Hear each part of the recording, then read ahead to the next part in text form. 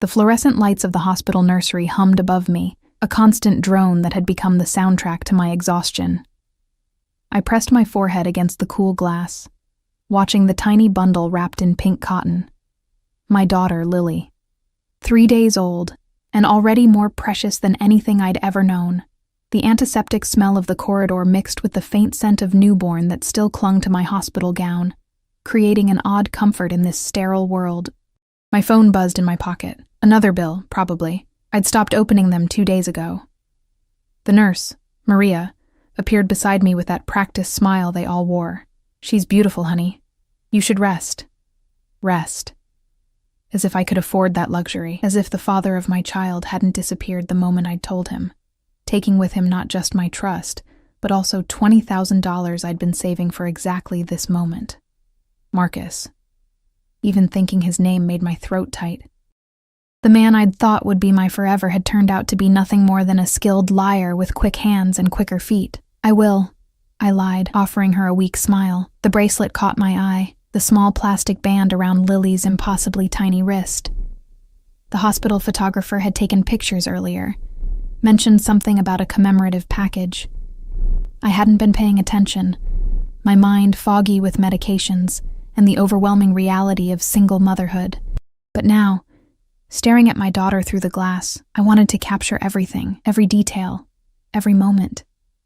Because moments were all we had, and I needed to remember them when the nights got hard. I pulled out my phone and snapped a photo through the glass. The image came out better than expected. Lily's peaceful face, her tiny fingers curled near her chin, and the bracelet clearly visible with her name printed in bold letters. Lily Marie Woods, born December 4th, 2025. Mother, Elena Woods. No father listed. That space remained blank, just like my future felt. My phone was almost dead, 5% battery. I needed to send this to someone, anyone, just to have it backed up somewhere safe. My mother had passed 2 years ago, and I had no siblings. Friends had scattered when Marcus's betrayal became public knowledge, as if poverty were contagious. But there was Sarah, my former co-worker from the diner. She'd texted yesterday, asked how I was doing. I pulled up my messages, scrolling through the short list, my vision blurred with tears I refused to shed. Not here. Not now. The contacts swam before my eyes. Sarah's name. I clicked it. Except I didn't. My trembling fingers, still clumsy from the epidural's lingering effects, hit the wrong name. The message sent with that soft whoosh sound before I could stop it. For a moment, I just stood there, staring at the screen. Then ice flooded my veins. The message had gone to a number I didn't recognize, a contact saved simply as MR. I didn't know anyone with those initials. Frantically, I scrolled through my recent calls, trying to place it. Nothing. The number was a ghost in my phone, probably a wrong number I'd saved by accident weeks ago, maybe a spam call I'd mistakenly added. My heart hammered. It was just a photo of a baby bracelet. Nothing sensitive, nothing dangerous. Some stranger would receive it, delete it, move on with their life. I tried to breathe normally. It didn't matter. It couldn't matter. But something cold settled in my stomach anyway. A premonition I couldn't name. The discharge papers crinkled in my hands as I signed my name for the 40th time. Nurse Maria had tried to convince me to stay another day, but I couldn't afford it. Each night in this hospital was another bill I'd never pay. Another debt that would follow me like a shadow. "You have a ride home?" she asked, her eyes too knowing, too sympathetic. "Yes." I lied again. Lying had become easier lately. Survival required it. I'd take the bus. Lily in one arm, the small bag of donated baby supplies in the other. The city would be cold, but we'd manage. We had to. I was finishing the last form when my phone buzzed. Still at 3% battery, somehow clinging to life as desperately as I was. The message notification made my breath catch. Unknown number. "Where did you get this photo?" My fingers froze. The stranger. The misplaced message. I should have ignored it, but something in those 6 words felt like a hook in my chest, pulling tight. Me. "Sorry, wrong number. Please delete it." I waited, watching the 3 dots appear, disappear, appear again. Unknown. Number. Answer the question. The words weren't a request, they were a command, typed with the certainty of someone who expected obedience. Something about that tone made my pulse quicken. Not with fear exactly, but with awareness. Like my body recognized a predator before my mind could catch up. Me, it's my daughter. I sent it by mistake. Sorry for the confusion. The dots appeared immediately. Unknown number. The bracelet. What does it say? I stared at the message. Why would anyone care about a hospital bracelet? Unless... My mind raced through possibilities, each more unsettling than the last. Identity theft? Some kind of hospital scam? I'd heard stories of people targeting new mothers, vulnerable and distracted. Me. Just her name and birth date. Standard hospital bracelet. Unknown. Number. Send me a clearer photo, now. Now my fear crystallized into something solid. This wasn't normal. This wasn't a simple case of wrong number curiosity. The demand in that message, the authority, it made my skin prickle. Me. No, please don't contact me again. I blocked the number with shaking hands. Nurse Maria returned with a wheelchair. Hospital policy, she explained, and I barely heard her. My mind was still on those messages, on the stranger who'd shown such intense interest in a photo of my newborn daughter. It's nothing, I told myself. Just someone strange. The city was full of them, but as I settled into the wheelchair with Lily bundled against my chest, I couldn't shake the feeling that I'd just made a terrible mistake. That the photo I'd sent into the void had somehow reached exactly the wrong person.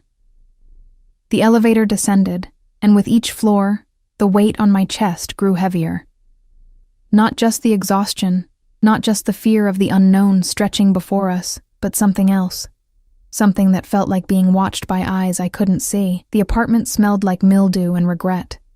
3 rooms on the 4th floor of a building that had seen better decades, with pipes that groaned and neighbors who screamed through paper-thin walls. But it was mine. Barely. The eviction notice tucked into my mailbox suggested even that wouldn't last much longer. I laid Lily in the second-hand bassinet I'd bought at a thrift store, my arms aching from carrying her up 4 flights since the elevator had been broken for months. She slept on, oblivious to the fact that her mother was drowning. My phone had died on the bus, small mercies. I plugged it into the charger and watched it come back to life with that familiar Apple logo. 17%, 18, 19. Then the notifications started flooding in.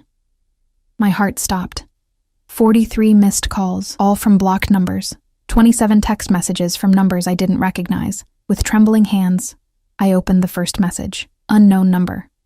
You can't hide from this. Different number. We need to talk. It's important. Another number.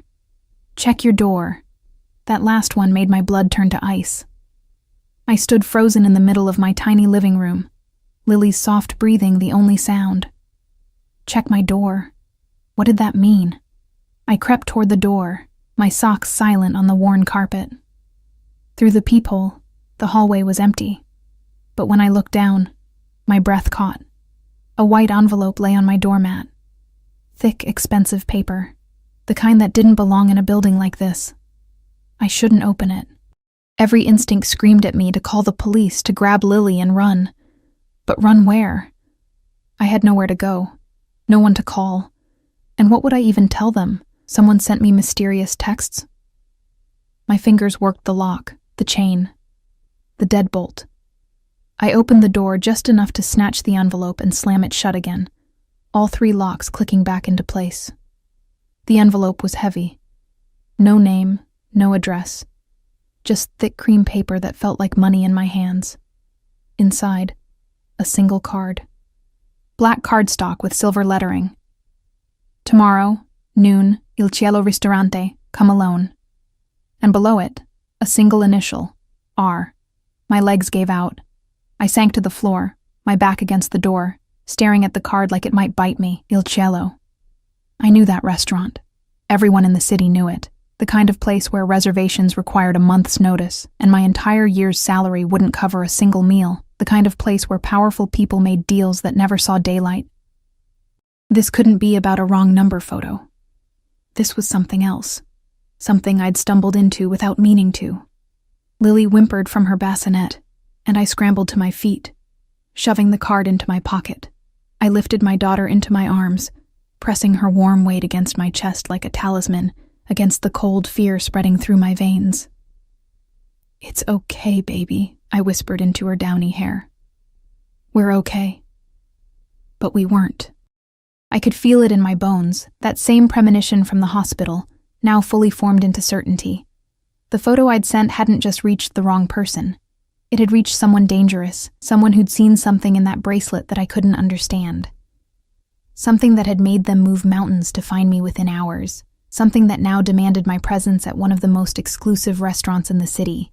And the most terrifying part, deep down, in a place I didn't want to examine too closely, I knew I would go. Not because I wanted to, not because I was brave, but because whoever had sent that card wasn't asking, they were telling. And people who gave orders like that, who commanded with such casual certainty, weren't the type to accept no for an answer. They were the type who took what they wanted. Consequences be damned. I looked down at Lily's peaceful face. So innocent, so unaware of the storm gathering around us. What did I do? I whispered into the darkness of my apartment. But the darkness didn't answer. It never did. Outside my window, the city glittered with 1,000 lights, each one hiding 1,000 secrets. And somewhere out there, someone was waiting for noon tomorrow, waiting for me to walk into whatever trap I'd accidentally set by sending a single photograph. The bracelet photo was still on my phone. I pulled it up, zooming in on Lily's tiny wrist, searching for whatever had triggered this response. Lily Marie Woods, December 4th, 2025. Mother, Elena Woods. Just a name, just a date, just a baby. What could anyone possibly want with us? Sleep didn't come that night. How could it? I lay in the darkness, Lily nestled in the bassinet beside my bed, and watched shadows crawl across the ceiling. Every creak of the building made my pulse spike. Every footstep in the hallway outside became a potential threat. At 3 a.m., I gave up pretending. I fed Lily, changed her, held her against my chest, and breathed in that sweet newborn scent that somehow made everything both better and worse. Better because she was here, perfect, and mine. Worse because I had no idea how to protect her from whatever was coming. The card sat on my nightstand, its silver lettering catching the streetlight filtering through my thin curtains. Il cielo ristorante, noon. Come alone. I'd Googled the restaurant around midnight. My phone's glow harsh in the darkness. The images that populated my screen were obscene in their luxury. Crystal chandeliers, marble floors, waiters in tuxedos serving plates that cost more than my rent. Reviews mentioned celebrities, politicians, business moguls. One article called it, "Where Power Dines in the City," not the kind of place for a broke single mother in bargain store jeans. But more than that, the deeper I scrolled, the more uncomfortable the truth became. Il Cielo wasn't just expensive. It was exclusive in a way that suggested ownership by people who preferred shadows to spotlights. Comments hinted at connected clientele, the kind of connections that made journalists write carefully, and police look the other way. My hands had trembled so badly I'd nearly dropped my phone. Now, with dawn approaching, and Lily finally asleep again, I faced the impossible question. Was I really going to walk into that restaurant? Into what might be a trap, but what choice did I have? The alternative was waiting here, vulnerable for whoever had sent that card to lose patience. And something told me these weren't people whose patience lasted long. At least in a public restaurant, I'd be safe. Wouldn't I? I laughed bitterly into the darkness. Safe. As if I knew what that word meant anymore. By 11 a.m., I'd changed clothes 4 times. Everything I owned looked shabby, worn thin by too many washes and too many years. Finally, I settled on my only dress. Black, simple, bought for my mother's funeral. It was too big now. Stress and pregnancy had stolen weight I couldn't afford to lose. But it was clean, and it didn't have stains. The real problem was Lily. Come alone, the card had said. But I couldn't leave her. Not with anyone, because there wasn't anyone to leave her with. The neighbor I'd sometimes talked to had moved out last month. Sarah lived across town and worked days. There was no one. so I'd have to bring her. Whoever wanted to meet me would have to accept that I came as a package now. I dressed Lily carefully in the small pink sleeper that the hospital had provided, wrapped her in the thin blanket I'd received from the charity basket. She looked so tiny, so fragile. My heart cracked a little more. "I'm sorry," I whispered, kissing her forehead. "I'm so sorry you got stuck with me." The bus ride downtown took 40 minutes. I sat in the back, Lily in my arms, and watched the city transform outside the window. My neighborhood's crumbling buildings gave way to renovated brownstones, then to glass towers and manicured streets. By the time we reached the restaurant district, I felt like I'd traveled to another country. Il Cielo occupied the ground floor of a building that looked like it had been carved from pearl, actual pearl, white stone that seemed to glow in the midday sun, with tall windows draped in fabric that probably cost more than my car had before Marcus sold it. I stood across the street, clutching Lily, and seriously considered running, but my feet carried me forward anyway.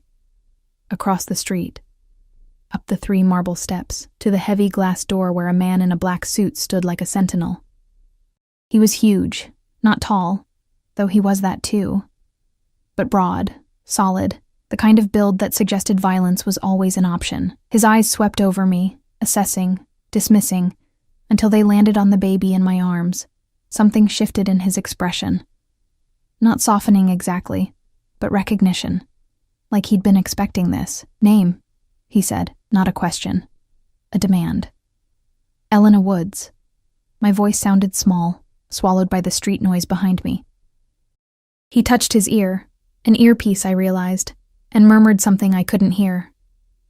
Then he nodded once and pulled open the door.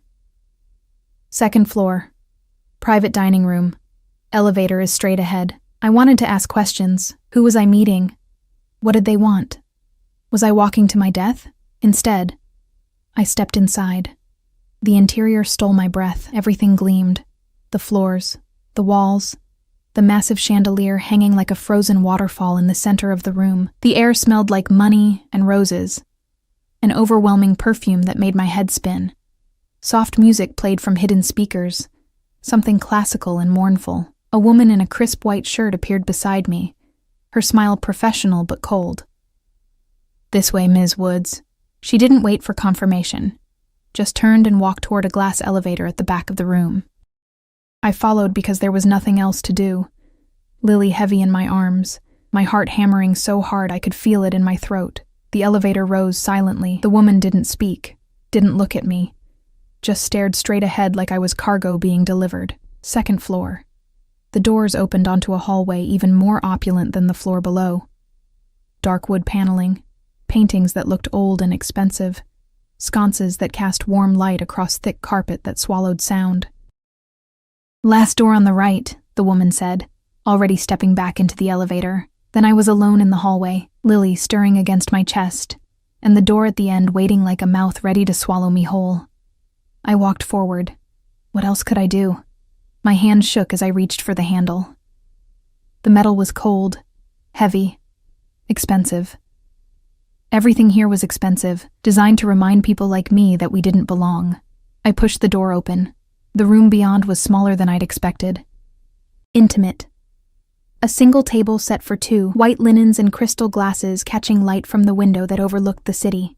The view was breathtaking, towers and streets stretching to the horizon, the world laid out like a map, but I barely saw it, because there was a man standing by the window, his back to me, and everything in my body screamed danger. He was tall. That was my first coherent thought.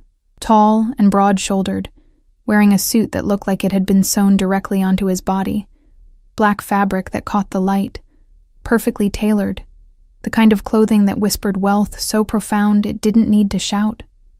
His hair was dark, almost black, cut short, but with enough length on top to suggest careful styling. His hands were in his pockets, casual, relaxed. But there was nothing relaxed about the tension in his shoulders, the controlled stillness of his posture. He didn't turn around immediately, just stood there, looking out at the city like he owned it. Maybe he did. "Close the door," he said. His voice hit me like a physical thing, deep, smooth, with an accent I couldn't quite place. American but educated, polished to a shine that suggested private schools and old money. But underneath that polish was something else. Something rough. Dangerous. I closed the door. The click sounded too loud in the quiet room. Lily chose that moment to whimper, a small sound of distress. I bounced her automatically, soothing, but my eyes stayed locked on the man's back. Finally, he turned, and I forgot how to breathe. He was young, mid-30s at most. I'd expected someone older, gray-haired and weathered. Instead, I got a face that belonged in magazines. Sharp jaw, high cheekbones, full lips that looked cruel and sensual in equal measure. His eyes were dark, almost black, framed by thick lashes that should have softened his features, but somehow made them more intense. He was beautiful in a way that felt wrong, like a blade hidden in silk. Those dark eyes swept over me once, clinical and assessing, before dropping to Lily in my arms. And then, his entire body went rigid. It was subtle. Most people wouldn't have noticed, but I'd learned to read body language when I waitressed, when knowing a customer's mood could mean the difference between a good tip and getting stiffed. This man's shoulders locked, his jaw clenched, and something flickered across his face too quickly for me to name. Shock. Maybe. Or recognition. "Sit," he said, gesturing to the table. "I prefer to stand." The words came out steadier than I felt. Small rebellion, probably stupid, but I needed something. Some illusion of control. His lips curved slightly, not quite a smile. More like acknowledgement of a move in a game I didn't know we were playing. "Then stand," he said, moving toward the table himself. He pulled out a chair, sat with fluid grace, and gestured again. "But you'll be more comfortable sitting." And the baby, her name is Lily. Why I interrupted him I couldn't say. Maybe because he'd called her the baby, like she was an object instead of a person. Maybe because fear was making me reckless. "Lily," he repeated, and the way he said her name made goosebumps rise on my arms. Careful, deliberate, like he was tasting it. An interesting choice. "What do you want?" The question burst from me, too loud, too desperate.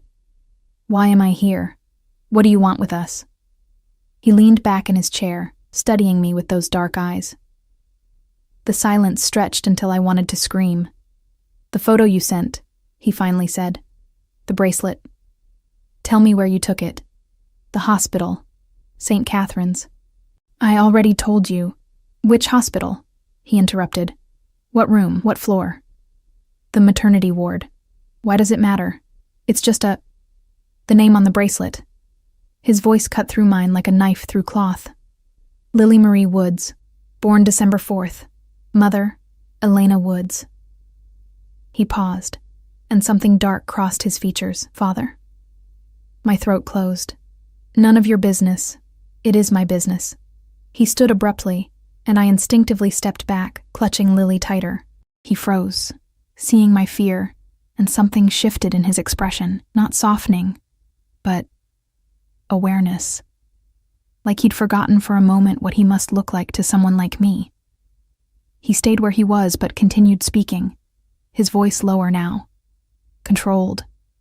"The bracelet also has a medical ID number, an attending physician, time of birth. But there's something else, something you might not have noticed in your photo." He pulled out his phone, expensive naturally, and held it up so I could see the screen. My photo.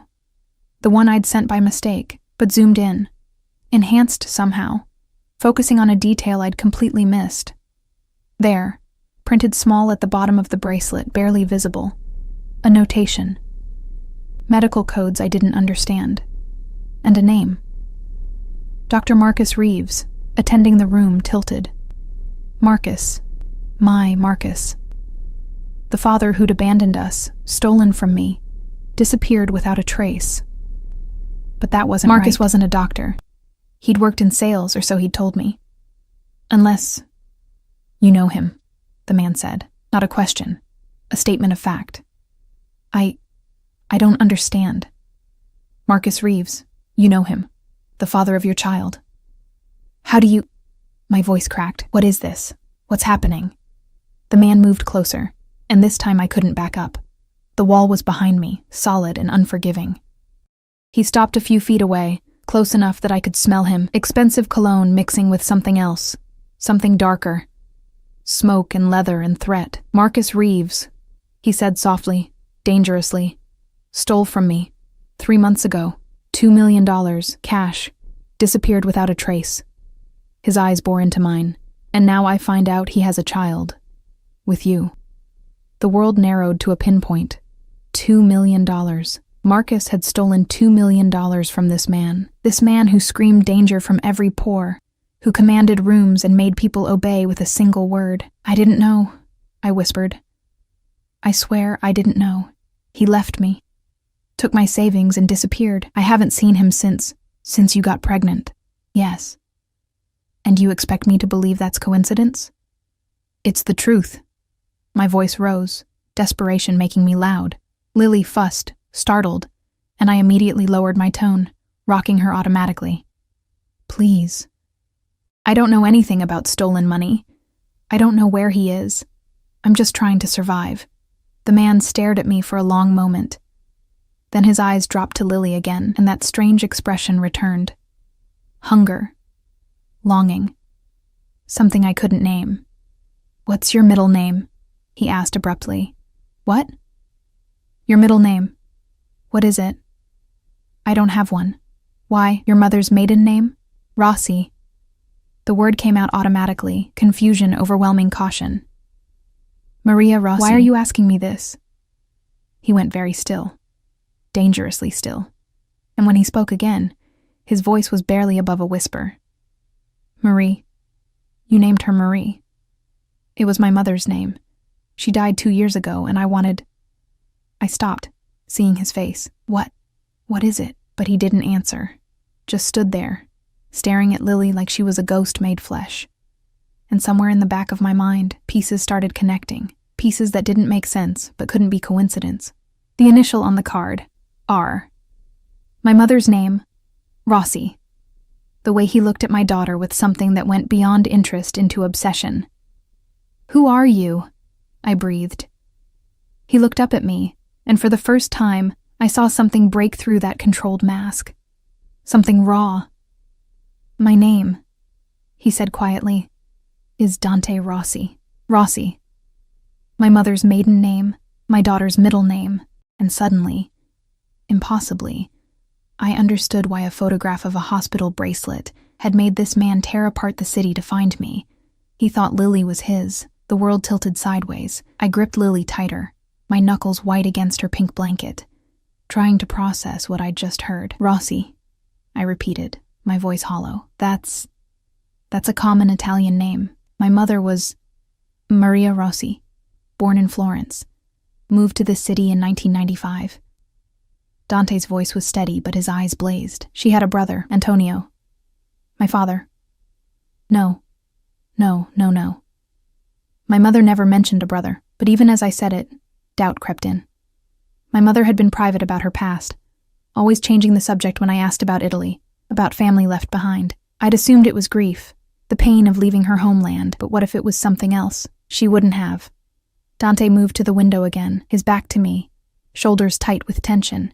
Antonio, my father. He made choices that respectable people don't associate with. Maria disappeared to protect herself, changed her name slightly, built a different life. Smart woman. "You're saying my mother was..." I couldn't finish the sentence, couldn't voice what he was implying. "Running from my world." "Yes." He turned back to face me, and the intensity in his gaze made my stomach clench, which means your family, distant, but family. And that child, he gestured to Lily, that child carries Rossi blood. "But Marcus is her father, not you.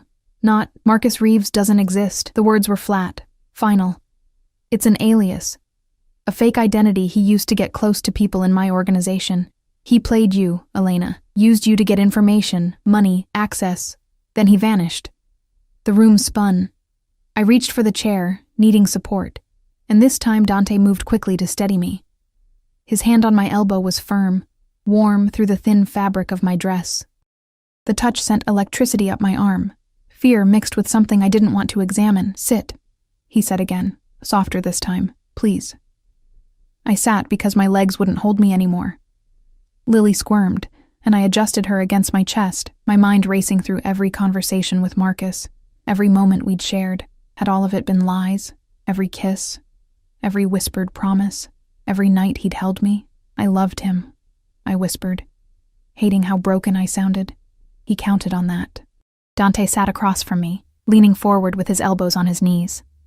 Close. Too close. I could see the flecks of gold in his dark eyes, the faint scar along his jawline. That's what he does. Finds vulnerable women, makes them fall in love, uses them. "You're not the first." The words should have hurt more, but I'd already bled out over Marcus's betrayal. Now I just felt numb. "So what do you want from me?" I asked. "I can't help you find him. I don't know where he is." I know. Dante's gaze dropped to Lily again, and that hunger returned. "But you have something else, something more valuable." Dread pooled in my stomach. "What?" "Her." He nodded toward my daughter. "She's family, Elena. Rossi blood. In my world, that means protection, obligation. She's..." He stopped, jaw clenching. "She's mine to protect now. She's mine," I corrected sharply. Maternal instinct overriding fear. "Not yours. Not anyone's.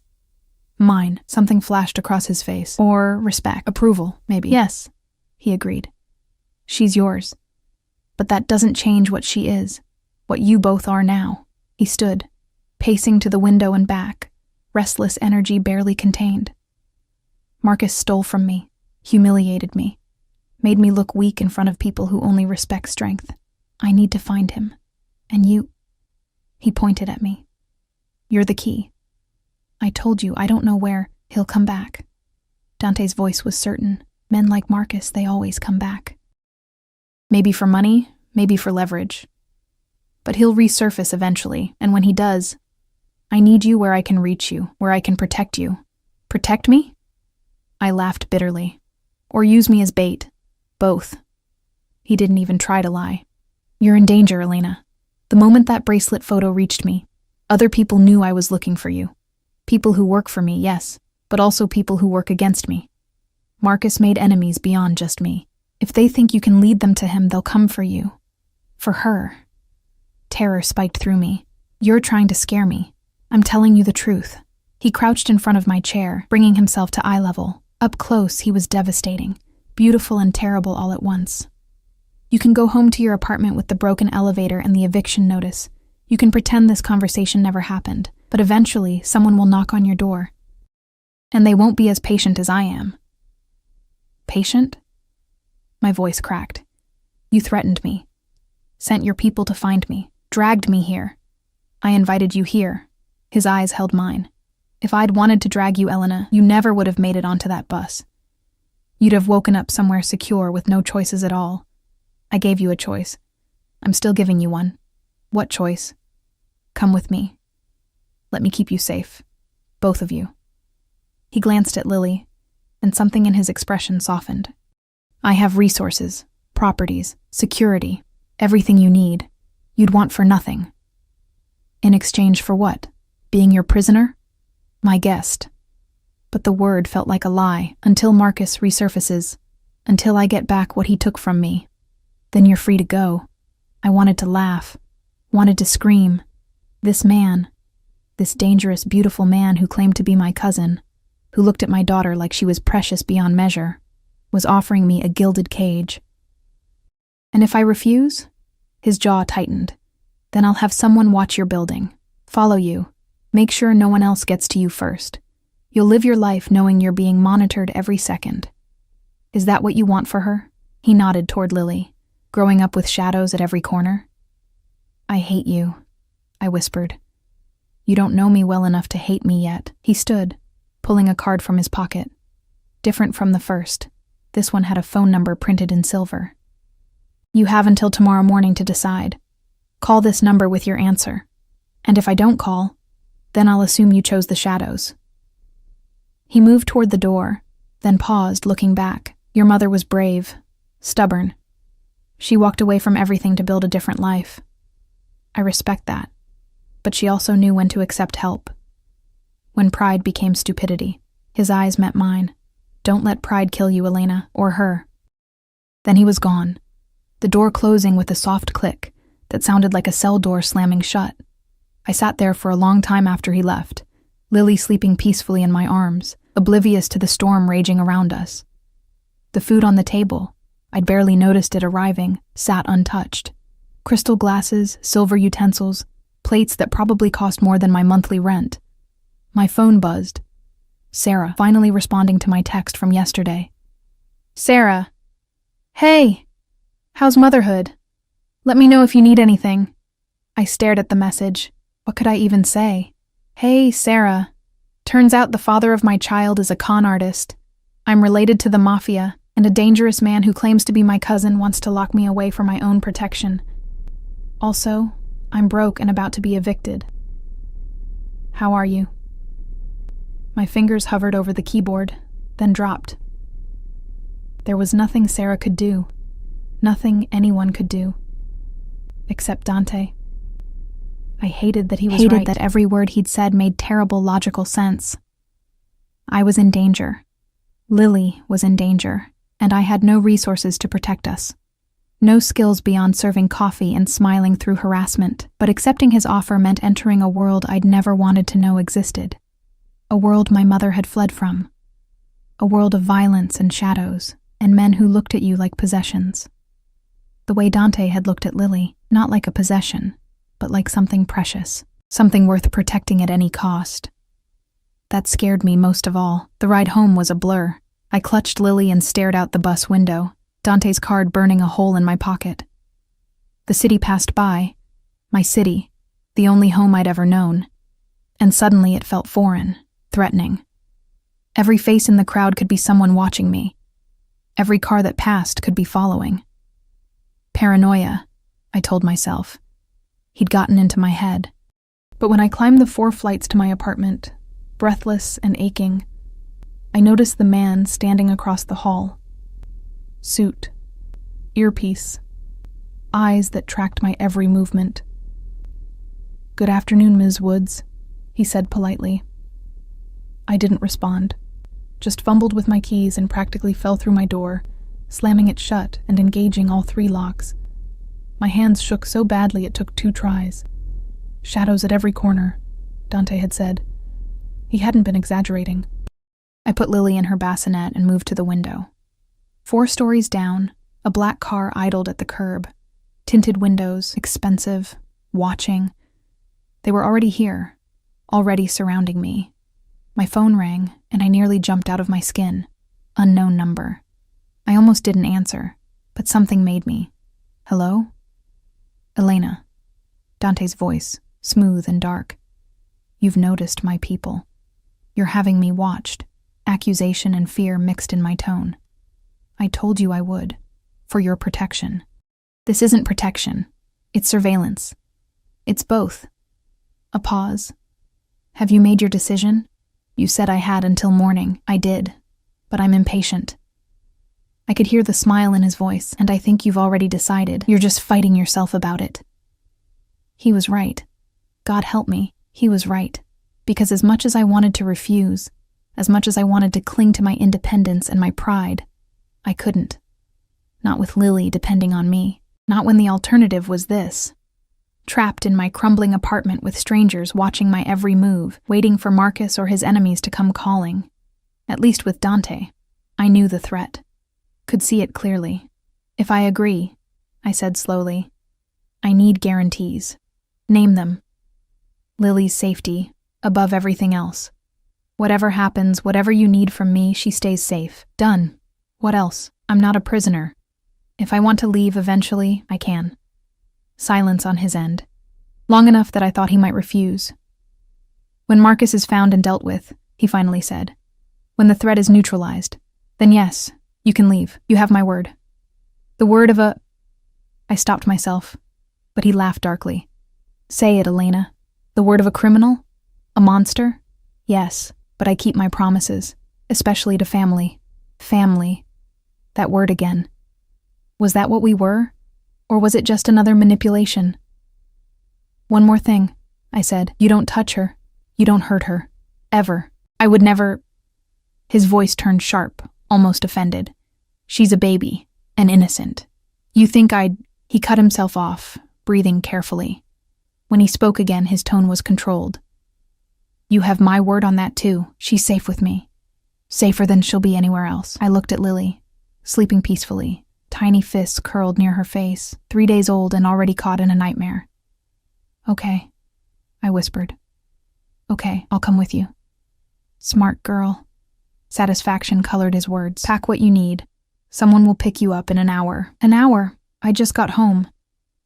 Every minute you're in that apartment, you're vulnerable. 1 hour, Elena. Be ready. He hung up before I could argue.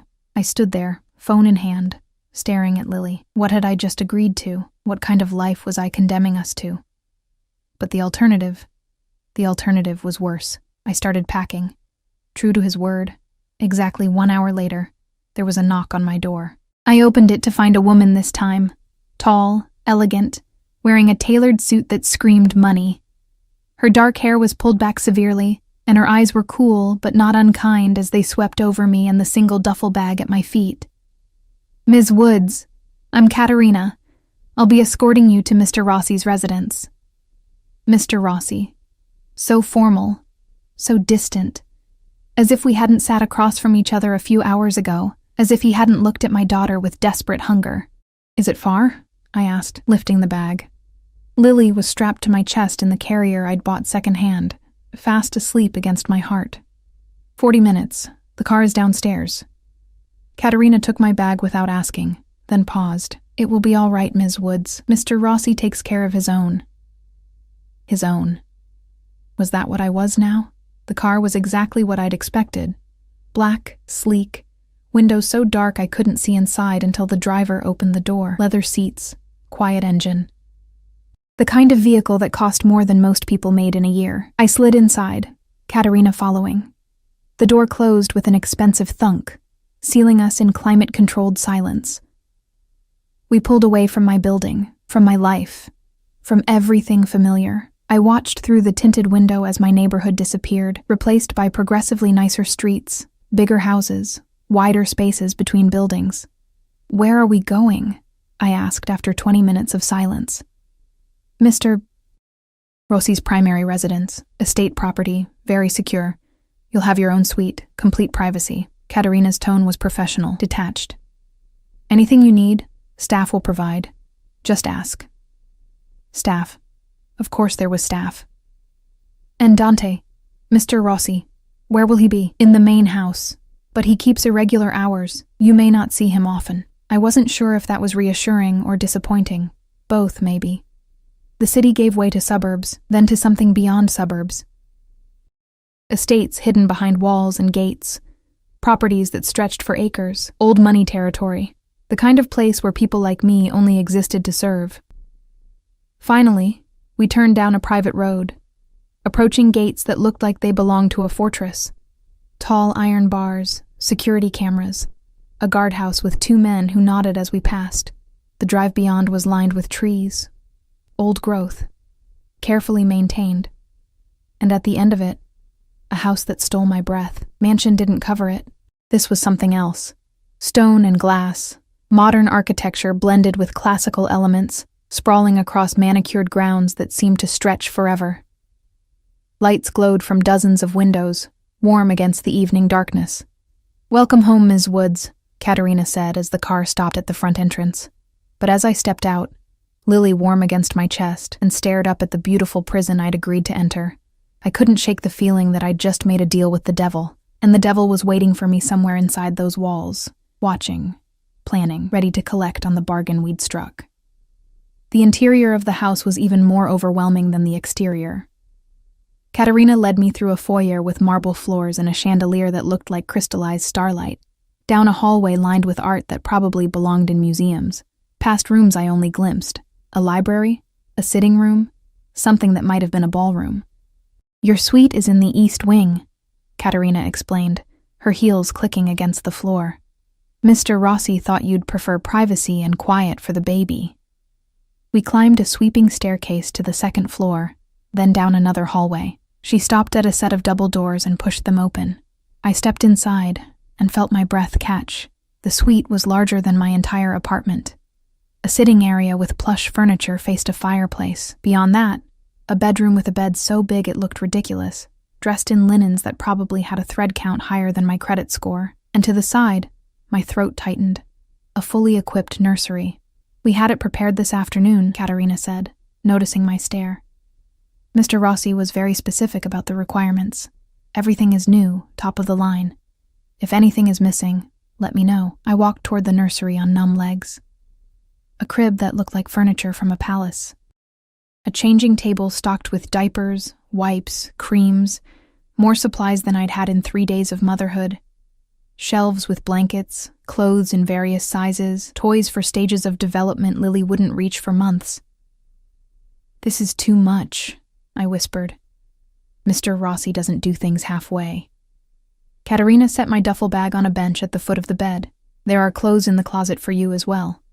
We estimated sizes, but adjustments can be made. Dinner will be brought up at 7, unless you prefer to dine in the main dining room. Up here is fine." The thought of eating in some formal dining room, alone or worse, with Dante, made my stomach clench. "As you wish. Is there anything else you need right now?" I wanted to ask 100 questions. Where was Dante? What were the rules? Could I actually leave if I wanted? Or were these beautiful rooms just a prettier cage? But exhaustion crashed over me suddenly. So overwhelming I swayed on my feet. "Sleep," I managed. "I just need sleep." Katerina's expression softened slightly. "Of course. Rest. No one will disturb you tonight."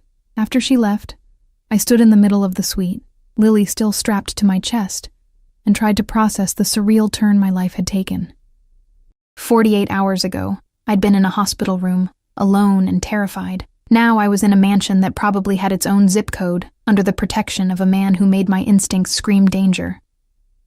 Lily stirred, making small, hungry sounds. Right. Reality intruded.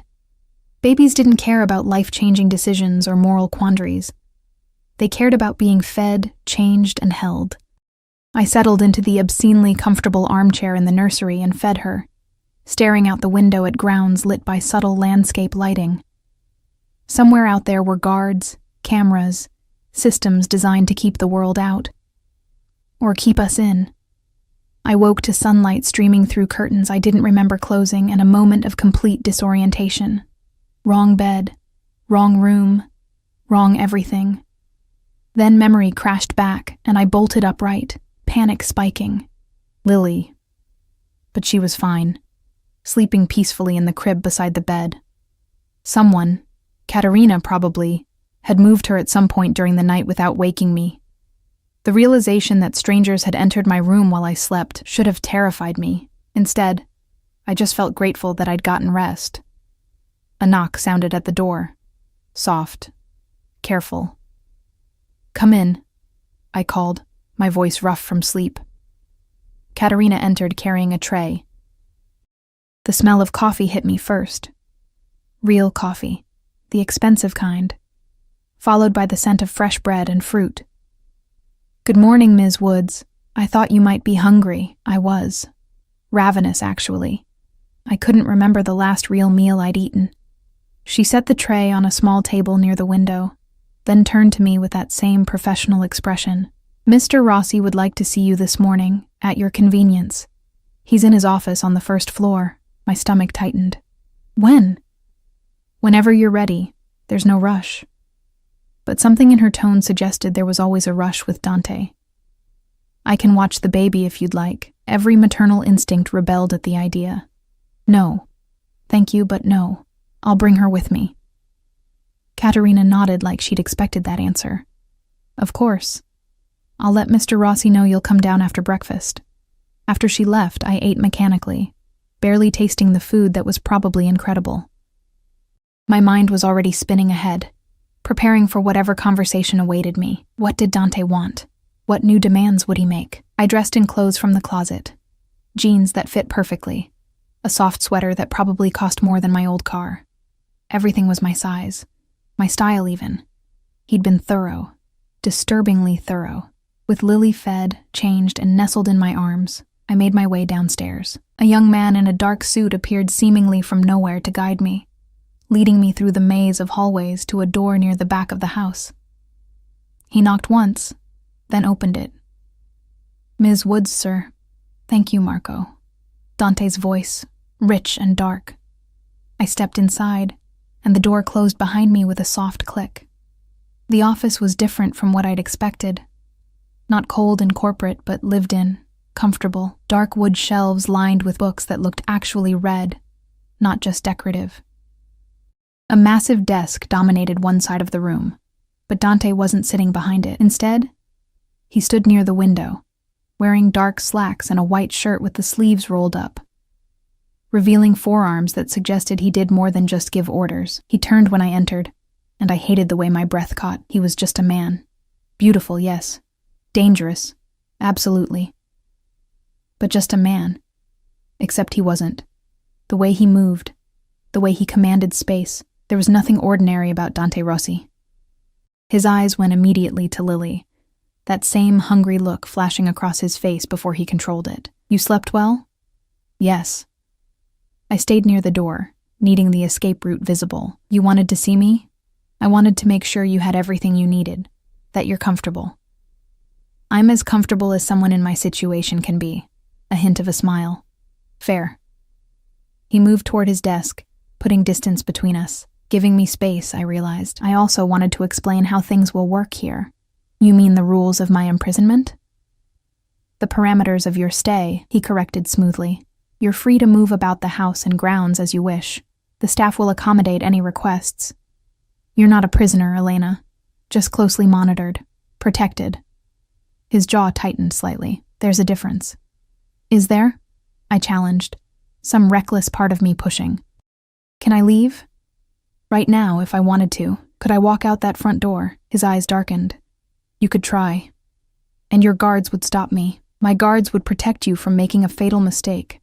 He leaned against the desk, crossing his arms. "You think I'm your enemy. I understand that. But I'm not. The people looking for Marcus, the ones who want what he stole from various organizations, not just mine. They are your enemy. They don't care that you're innocent. They only care that you're connected to him." "How do I even know that's true? How do I know you're not just making it up to keep you here?" He moved suddenly, closing the distance between us before I could react. Not touching, but close enough that I had to tilt my head back to meet his eyes. "What would be the point, Elena? If I wanted you prisoner, you'd be in a locked room, not a suite. If I wanted to hurt you, I'd have done it already. If I wanted to use you as bait without your knowledge, I wouldn't have told you anything. Then what do you want?" My voice came out breathless, and I hated it. His gaze dropped to Lily, then back to me. "I want my family safe, both of you. I want Marcus found and dealt with. And I want—" He stopped, something raw flashing across his features. "I want to know my cousin's daughter, the only blood family I have left who's innocent." The words hung in the air between us. I wanted to mock them, to call him a liar, but there was something in his expression, some loneliness that mirrored my own, that made me pause. "Your father?" I asked quietly. "Antonio?" "Dead. 3 years ago." His voice was flat. "Heart attack. Ironic, considering his line of work. No other siblings. My mother died when I was young. So you see, Elena, you and Lily, you're it, the only family I have who isn't bought or bound by obligation." I didn't know what to say to that. Didn't know how to respond to the vulnerability he was showing me, real or manipulated. "I'm sorry," I finally managed. "About your parents." He shrugged, the moment passing, walls going back up. "It's the life we choose, or the life that chooses us." He moved back to the window, giving me space again. "But that's not why I asked you here. I have news." Dread pooled in my stomach. "What kind of news?" "Someone tried to access your old apartment last night.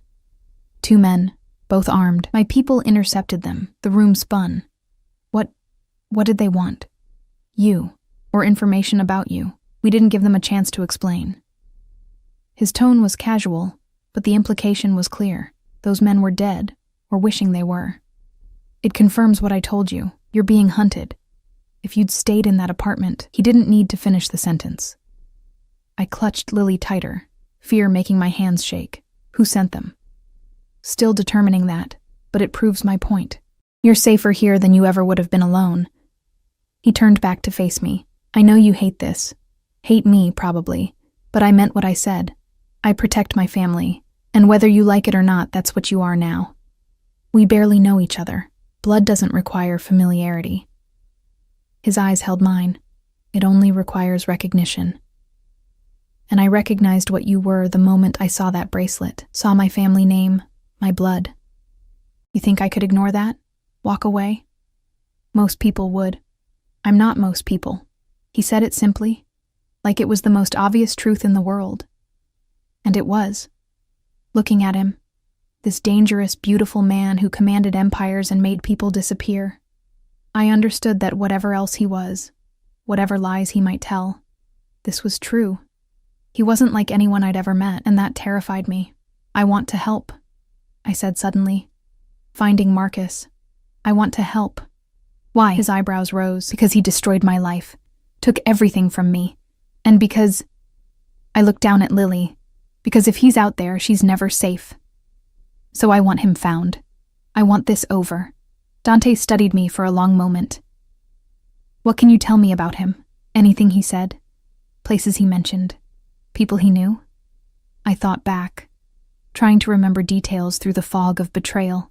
He said he worked in medical sales, traveled a lot, was gone for days at a time, sometimes weeks. He had an apartment across town, but I was only there a few times. He always wanted to come to my place. Because he was keeping you separate from his real life, Dante said grimly. What else? He had a tattoo. On his shoulder. Numbers. I closed my eyes, picturing it. 24/7/19. I asked him once what it meant. He said it was his sister's birthday, but he seemed uncomfortable about it. Dante pulled out his phone, typing rapidly. Good. That's something. What about friends? Associates? No one. He kept me isolated. Said he didn't like sharing me with others. The words tasted bitter now. I thought it was romantic. Turns out it was just strategy. He's good at what he does, Dante acknowledged. But everyone makes mistakes. Everyone leaves traces. He looked up from his phone. My people will investigate. In the meantime, you focus on recovering, getting your strength back. Let me handle finding him. And when you do, what happens to me then? The question hung between us, heavy with implications. Then you get your life back, Dante said quietly. You and Lily. Free and clear. That's the deal. You make it sound simple. It is simple. The execution is complicated, but the concept is simple. He moved closer again, and this time I didn't step back. I keep my promises, Elena. Remember that. When all of this is over, when Marcus is no longer a threat, you can walk away. No obligations. No strings. And if I want to stay in touch, the words surprised me as much as they seemed to surprise him. If I decide that maybe Lily should know her family, something blazed in his eyes. Hope, maybe. Or hunger. Then I would like that very much, he said softly. More than you know. The days blurred together. Lily grew stronger, more alert, her eyes focusing on the world around her. I recovered from the birth, my body slowly remembering what it felt like to not be exhausted to the bone. The staff was attentive but not intrusive, appearing when needed, vanishing when not. And Dante. Dante was everywhere and nowhere. I'd see him in the hallway sometimes, always surrounded by men in suits, always on his phone, always moving. He'd nod in acknowledgement, but we didn't speak. Other times, I'd come down to breakfast and find him already there, reading the paper, drinking espresso. He'd look up, our eyes would meet, and something would pass between us. Something I didn't want to name. A week into my stay, I found him in the library late at night. I'd been unable to sleep, Lily finally resting after hours of fussiness, and had wandered downstairs hoping to find something to read. He was sitting in a leather chair near the fireplace, a glass of amber liquid in his hand, staring into the flames. He looked different in this light, softer somehow, younger, the harsh edges smoothed by shadow and fire. Can't sleep? He asked without looking at me. How did you know I was here? I always know who's in my house. He glanced over, and the firelight caught in his eyes. Security feeds. Also, you have a tell. You hold your breath when you're trying to be quiet. I hadn't realized I'd been doing that. I can leave. Don't. He gestured to the chair across from him. Stay. Unless I make you uncomfortable. You do, I admitted. But I sat anyway. But everything makes me uncomfortable now. Might as well get used to it. A hint of a smile. Fair. He took a sip of his drink. How is she? Lily? Colicky. The doctor says it's normal, but it's hard to watch her in pain. Doctor? The one who came yesterday. Didn't you send him? I did. I wanted to make sure she was healthy. And you, his eyes found mine. Are you? Healthy? Physically, yes. Mentally. I shrugged. I'm a single mother living in the house of a man I barely know because the father of my child is a criminal who stole millions. How do you think I'm doing mentally? Better than most would be in your situation. There was approval in his tone. You're strong, Elena. Stronger than you think. I don't feel strong. I feel like I'm drowning. Strength isn't about feeling confident. It's about surviving anyway. He leaned forward, elbows on his knees.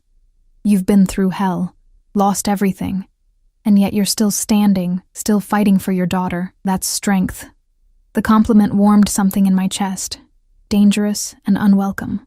Tell me about my mother, I said, changing the subject. You said she left Italy, left your father. Dante's expression darkened. She was smart to leave.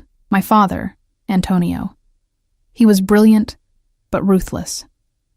Built an empire, but destroyed everything he touched in the process. Maria saw what he was becoming and ran. Changed her name. Disappeared into America. I didn't know about her until I was older. Found records my father had hidden. By then, she'd built a new life. I thought about contacting her, but... He shrugged. What would be the point? She'd left for a reason. She died 2 years ago, I said softly. Cancer. Pain flashed across his face. I'm sorry. Me too. I stared into the fire. She never talked about her past. I used to think she was ashamed of being an immigrant. But maybe she was just protecting me. From your world. Probably both. He finished his drink, set the glass aside. Do you remember anything she said about family? Just once. Near the end, when the morphine made her confused. She said something in Italian. Il sangue chiama sangue. A blood calls to blood, Dante translated quietly. His eyes locked on mine. She knew. Even dying. She knew what you'd face eventually. What does that mean? It means you can't escape family, Elena. No matter how far you run, no matter how much you try to hide, blood calls to blood. Family finds family. He stood, moving to the fireplace. And sometimes that's a curse. Sometimes it's salvation. Which is it for us? He looked at me over his shoulder, and in the firelight, he looked almost human, almost safe. I haven't decided yet, he admitted. Ask me when this is over. 3 weeks passed in a strange rhythm of domesticity and danger. Lily thrived, growing plumper and more alert each day. I fell into routines, feeding schedules, walks through the gardens with security trailing at a discreet distance, quiet evenings in my suite. It felt almost normal, except for the armed guards and the constant awareness that I was living in a beautiful prison. Dante and I orbited each other carefully. Sometimes he'd join me for breakfast, and we'd talk about nothing important. Books, the weather, Lily's latest milestone. Other times, I'd hear raised voices from his office, doors slamming, tense phone calls in Italian that made the staff move faster and speak quieter. The night everything changed started ordinarily enough. I was in the nursery, rocking Lily to sleep, when Katerina appeared in the doorway. Her usual composure was cracked, worry evident in the tight lines around her mouth. Ms. Woods, Mr. Rossi needs to see you. Immediately. The urgency in her tone made my pulse spike. What's wrong? Please, just come. I settled Lily in her crib, she was already drowsy, and followed Katerina downstairs. Instead of Dante's office, she led me to a room I'd never entered. The door was steel, reinforced, with a keypad lock. She entered a code, and it opened with a heavy click. Inside was what could only be called a war room. Monitors covered one wall, showing security feeds from around the property and beyond. Maps were spread across a large table in the center, and Dante stood with 3 other men, all of them armed, all of them looking at something on a laptop screen. Elena. Dante looked up, his face grim. "We found Marcus." My breath caught. "Where?" "Here. In the city." He turned the laptop toward me, and I saw grainy security footage of a man entering a building. Dark hair, lean build, confident stride. Even in the poor quality video, I recognized him instantly. Marcus. The man I'd loved. The father of my child. The liar who'd destroyed my life. "When was this taken?" My voice sounded distant, not quite my own. 2 hours ago. He's been moving through the city, hitting locations, looking for something. Dante's eyes were dark, dangerous, or someone. "We think he knows you're here." Ice flooded my veins. "How?" "We're not sure yet, but he's getting bolder, making moves, which means he's desperate," one of the other men finished. Older, scarred, with eyes that had seen too much violence. "Desperate men make mistakes, or they do something insane," Dante countered. He looked at me, and I saw conflict in his expression. "I need to ask you something, and I need you to be honest, okay? And if you saw him again, if we brought him here, could you face him?" The question hit me like a physical blow. Face Marcus? The man who'd stolen everything from me? Part of me wanted to scream no, wanted to hide, wanted to pretend he didn't exist. But another part, the part that had grown harder over these weeks, that had learned to survive in Dante's world, that part wanted answers, wanted closure, wanted to look Marcus in the eyes and show him he hadn't broken me. "Yes," I heard myself say. Yes, I could face him. Dante studied me for a long moment, then nodded. "Good. Because we're going to draw him out, and you're going to be the bait." The plan was simple in concept, terrifying in execution. Marcus had been monitoring my old apartment building, apparently waiting for me to return, so Dante would make it look like I had. Security footage would show me entering, lights would go on in the apartment, movement would be visible through the windows. Except it wouldn't be me. It would be one of Dante's people, a woman roughly my build and coloring, wearing my clothes, and when Marcus made his move, Dante's team would be waiting. "He won't hurt her," I said, pacing Dante's office while he finalized details with his men. "The decoy. He won't actually hurt her, will he? He won't get the chance." Dante's voice was cold, certain. "My people are the best. They'll take him before he gets within 10 feet of that apartment. And then what? What happens to him?" Dante looked at me, and I saw the predator beneath the polished exterior. "Then I get my money back, and my reputation.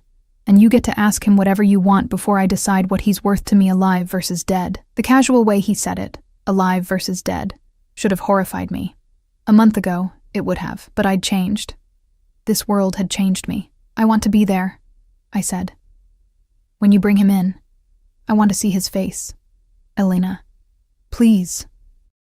I moved closer, and Dante's jaw tightened. "I need this. I need to face him, to show him he didn't destroy me." Something flickered in Dante's eyes, pride, maybe, or understanding. "All right," he agreed quietly. "But you stay behind my men. You don't approach him until I say it's safe. Understood?" "Understood." They set the trap that night. I watched from the war room as the decoy entered my old building. Security feeds tracking her every movement. She was good. Moved like me. Held herself like someone exhausted and defeated. If I hadn't known it was a fake, I might have believed it myself. Dante stood beside me, his presence solid and somehow reassuring despite everything. His men were positioned throughout the building and on surrounding rooftops. Every exit was covered, every angle accounted for. "He'll come," Dante said, more to himself than to me. "His ego won't let him stay away." And Dante was right. At 11:47 p.m., movement on one of the exterior cameras caught my attention. A figure in dark clothing, face obscured by a hood, approaching from the east. He moved with practiced ease, avoiding the main entrance, heading for the fire escape I'd used 100 times when the elevator was broken. "That's him," I breathed. Dante was already on his radio, giving quiet orders. On the screens, I watched his men adjust positions, tightening the net. Marcus reached the fire escape and started climbing. 4th floor, my old apartment. He was so confident, so certain this would work. He had no idea he was walking into a trap. The decoy moved away from the window at Dante's signal, Marcus reached the apartment's fire escape window, the one with the broken lock I'd never gotten fixed, and jimmied it open with practiced ease. He'd done this before, I realized with sick certainty, probably while I was at work, going through my things, stealing my money, planning his escape. He climbed through the window, and the trap snapped shut. I couldn't see what happened inside the apartment. No cameras there, but I heard it through the radio. Shouts, a brief scuffle, then silence. "Target secured," one of Dante's men reported. "No injuries. Bringing him in." Dante looked at me. "Ready?" I nodded, not trusting my voice. They brought Marcus to a room in the basement I hadn't known existed. Concrete walls, bare bulb lighting, a chair bolted to the floor where they'd secured him. His hood was off now, revealing the face I'd once loved. Still handsome, still confident, even zip-tied to a chair with 4 armed men surrounding him. He looked up when we entered, and I watched recognition flash across his features, then shock, then calculation. Elena. His voice was exactly as I remembered. Smooth, warm, the voice that had whispered promises in the dark. Thank God. "These men, they've kidnapped me, you have to—" "Don't." The word came out harder than I'd intended. "Don't insult my intelligence. Not anymore." His expression shifted, masks falling away until I saw the truth underneath. Cold. Calculating. Nothing like the man I'd thought I knew. "So, you figured it out," he said casually. "Or did Rossi tell you? Either way, impressive. I didn't think you had it in you." The words were meant to hurt, to make me feel small, but instead, I felt something else. Power. Clarity. "You stole from me," I said quietly. "Lied to me. Used me, and you left me pregnant and alone. Business, sweetheart. Nothing personal." He shrugged as much as his restraints allowed. "You were a means to an end, a way to get information on Rossi's operations. The pregnancy was unfortunate timing." Beside me, Dante went very still. Dangerous still. "Unfortunate," I repeated. "You think my daughter, your daughter, is unfortunate?" "I think she's a complication I don't need."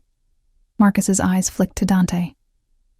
"But maybe Rossi disagrees. After all, he's been taking such good care of you both, hasn't he? Playing the noble protector. Did he tell you why he's really keeping you around?" "Careful," Dante warned, his voice lethal. But Marcus laughed. "She deserves to know the truth, don't you think? About family, about blood, about why a man like you would suddenly care about a random woman and her bastard child." "Marcus," I started, but he cut me off. "He's not protecting you out of kindness, Elena. He's using you. Just like I did. Because that baby," he nodded toward me, "that baby might be mine, but she's also Rossi's blood, his cousin's daughter. And in his world, blood is currency. Family is power. You think he gives a damn about you? He cares about what you represent, about having an heir to his empire who's innocent, malleable, who can be shaped." Dante moved faster than I could track. One moment he was beside me, the next his hand was around Marcus's throat, lifting him in the chair slightly off the ground. "You don't know anything about what I care about," Dante said softly, dangerously. "You never did. That's why you failed. Why you'll always fail." He released Marcus, who gasped for air and turned to me. "Elena, everything he's saying is manipulation, trying to drive a wedge between us. Don't listen to him." "But is he right?" I asked, my voice shaking. "About why you're helping me. About Lily being currency." Dante's jaw clenched. "Initially, maybe. When I first saw that bracelet, saw Rossi blood, yes. I thought about legacy, about family, about not being alone." He moved closer, his eyes intense. "But that was before I knew you, before I saw how you fought for her, how you've survived despite everything, before I realized that you're not just blood relation. You're family in every way that matters." "Pretty words," Marcus sneered. "But we both know how this ends, don't we, Rossi? You get your money back, kill me, and keep Elena trapped here forever, because letting her go means losing control, and you can't stand that. You're wrong." Dante's voice was quiet, but absolute. "Elena stays or goes as she chooses. always has been her choice. Then let her choose now, Marcus challenged. Let her walk out that door, right now, with the baby. No guards, no threats. See what she does. The room went silent. All eyes turned to me. My heart hammered against my ribs. Fear and confusion and anger swirling into a toxic mix. Could I leave? Just walk away from all of this? The danger, the luxury, the complicated man who'd become something I couldn't quite name? I looked at Marcus, the man I'd once loved, and felt nothing but disgust. Then I looked at Dante, the man I'd feared, and saw something else, something real beneath the danger. No, I said quietly. No? He's got Marcus you that brainwashed bitterly. already? No, I repeated, stronger this time. I'm not leaving. Not because Dante's forcing me to stay, but because I choose to. Because you're still out there, still a threat, and here. I gestured to the room, to Dante, to everything. Here we're safe. Lily is safe. And when you're dealt with, when the threat is gone, then I'll decide what comes next, on my terms. Pride blazed in Dante's eyes. Marcus's face twisted with rage. You stupid! Where's the money? Dante cut him off, all business now. 2 million. Where is it? Marcus smiled, ugly and mean. Gone. Spent. Invested. You'll never see it again. Then you're worthless to me alive. Dante pulled out his phone, typed something. My people found your accounts. Offshore. Encrypted. Very clever. Unfortunately for you, my people are more clever. He showed Marcus the screen. Empty now. Every cent. And it's sitting in my accounts as we speak. The color drained from Marcus's face. You can't. That's impossible. Nothing's impossible with the right resources. Dante pocketed his phone. So here's how this works. You've stolen from multiple organizations, including mine. You've used and manipulated innocent people. You've threatened my family. All of that adds up to a death sentence in my world. You can't kill me. Marcus's confidence cracked. Elena won't let you. She's not like us. She still has morals, conscience. She also has a daughter to protect, Dante interrupted. And you're a threat to that daughter, so what happens next isn't about revenge or justice. It's about elimination of risk. He looked at me. Elena, last chance. If you want him to live, for whatever reason, because he's Lily's biological father, because you still feel something, speak now. I'll send him away. Far away. He'll never bother you again. I stared at Marcus, this man who'd held me, kissed me, promised me forever. This man who'd stolen my money, my trust, my sense of safety. This man whose daughter slept upstairs, innocent and perfect, and deserving of so much better than him. Do what you need to do, I heard myself say. Just make sure he can never hurt anyone else the way he hurt me. Marcus's eyes widened with real fear. Elena, please, but I was already turning away, walking toward the door. Dante followed, leaving his men with Marcus. Behind us, I heard pleading turn to threats, turn to sobbing. I didn't look back. Upstairs, in the quiet luxury of my suite, I stood in the nursery doorway watching Lily sleep. So peaceful, so innocent. She'd never know her biological father. Would probably grow up thinking of Dante as family, uncle, protector, something more complicated than words could capture. Are you all right? Dante's voice came from behind me. Quiet, careful. I don't know, I admitted. Am I supposed to feel guilty, sad? I just sentenced a man to death. You chose to protect your daughter. There's no guilt in that. He moved to stand beside me, both of us watching Lily. He made his choices, Elena. You're not responsible for the consequences. What will happen to him? Do you really want to know? I thought about it, then shook my head. No, I just want him gone. Out of our lives. Forever. He will be. Dante turned to face me. And then you're free. You can stay, you can go. It's your choice. No obligations. What if I don't want to be free? The words came out before I could stop them. What if I've gotten used to this, to feeling safe, to having family even if it's complicated? His eyes darkened with something I couldn't name. Then you stay, for as long as you want. This is your home now, if you want it to be. And what are we? I asked quietly. Family? Friends? Something else? Dante moved closer and my breath caught. He raised his hand, hesitating, then gently traced his fingers along my cheek. The touch was electric, dangerous, full of promise and threat in equal measure. "We're whatever you want us to be," he said softly. "I won't pressure you, won't force anything, but Elena." His eyes bore into mine. "You need to know that I've become invested. In you. In Lily. In the idea of actually having family who chooses to be with me. Not because they're afraid or obligated, but because they want to be. That's a lot of pressure," I whispered. "I know, and I'm sorry for that." He dropped his hand, but didn't step back. "So here's what's going to happen. Marcus will be dealt with by tomorrow. After that, you'll have time, space, to figure out what you want. If you choose to leave, I'll set you up. Money, security, everything you need to start fresh somewhere safe. If you choose to stay..." His jaw tightened. "If you choose to stay, we figure out what this is, together, at your pace.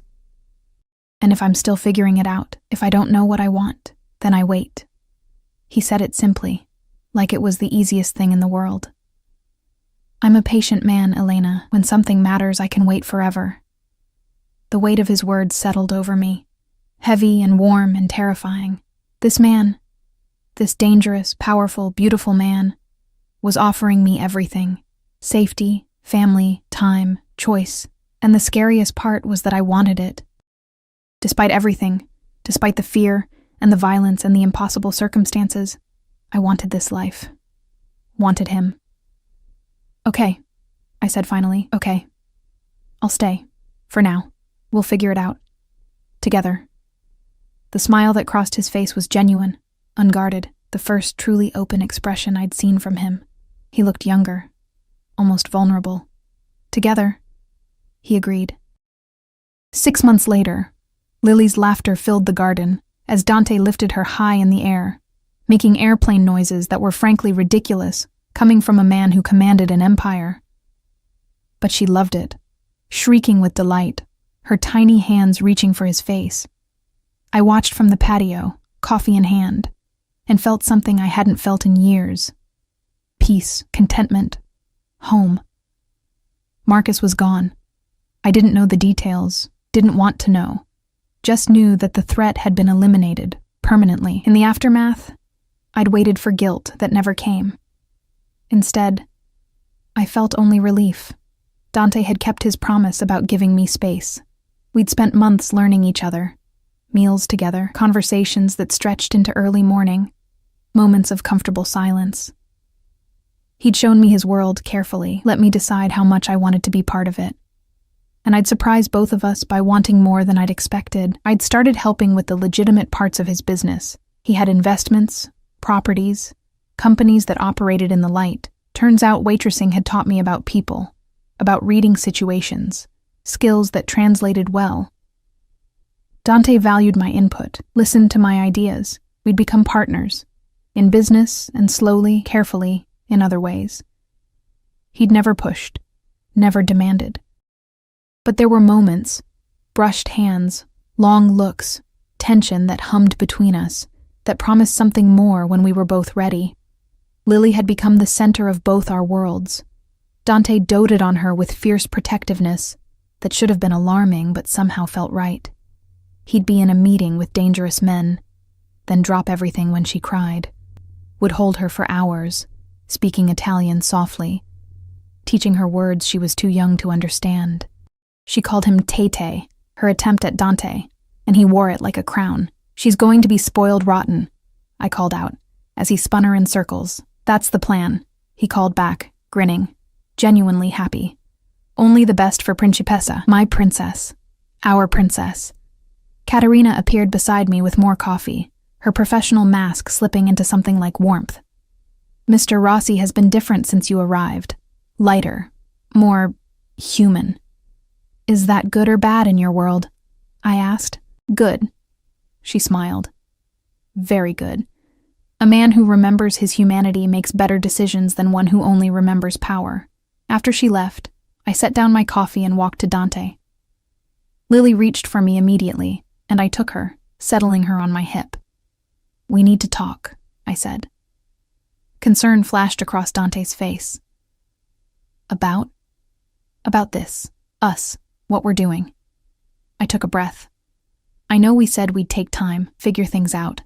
But Dante, it's been 6 months, and I think I figured it out." His body went tense.